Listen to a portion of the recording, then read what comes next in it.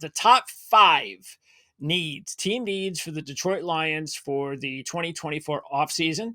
Why don't we start at number 5, Jeff? So I went with offensive tackle, and people are going to be like, but you got Penei Sewell and Taylor Decker. Yeah, they're fantastic. They're one of the best starting tandems in the league. Right now, they're literally the only 2 tackles on the entire roster. They have to add a swing tackle, a backup tackle, maybe a developmental guy who can eventually take over if Decker moves on at some point. He is getting up there in age and contract. But they've got to get somebody in there because last year they were trying all sorts of. I mean, Bobby Hart started a preseason game. Come on, that ain't going to happen again. They got to get somebody in there better. Matt Nelson never really developed. He's a free agent.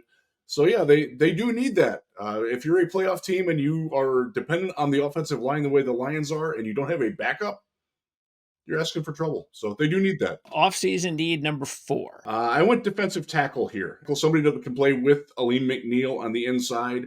Preferably somebody that can also provide a little bit of a pass rush. They didn't get hardly anything out of anybody not named Alim McNeil as a pass rusher this year. Other than Isaiah Buggs, who is now on the Chiefs. I think they sent him to a futures contract. Just wasn't a culture fit. So they got to get stronger in there. They were very good at stopping the run. They've got to get better at impacting the passing game on the defensive interior. And they need depth, too. So a nose tackle that can play, and then somebody that can rotate in with McNeil or next to McNeil if they want to get into a pass rush package. They definitely need that. Offseason need number 3. I stuck with pass rush here at the edge position. Charles Harris, Romeo Okwara, Julian Okwara, they're all gone now. In fact, Julian is now a member of the Philadelphia Eagles, and they paid him a weirdly high amount of money for a guy that just wasn't very good. But that's their problem. Right now, it's Aidan Hutchinson is great. Opposite side, who knows? James Houston had some upside. He got hurt last year. We'll see how that impacted his development. But guys like Josh Paschal, John Cominsky, they're more of a 5-tech or hand and dirt type guy. They could use another stand-up rusher, outside linebacker type, because they do sort of mix and match their defensive fronts. So a guy like that can certainly come in handy. All right, getting to the top 2 now. So let's go with number 2 need. All right, I went offensive guard. And you can technically throw center in there too because they do not have a backup center on the roster. And Frank Ragnow toyed with retirement this offseason. He doesn't practice anymore, so you've got a need there too. Right now, the only backup center has been Graham Glasgow. He's a free agent. Jonah Jackson started at left guard. He's a free agent. Halapoulivaati Vaitai is a free agent. So their top 3 guards from the last 2 years, really, or year and a half, they're all potentially gone.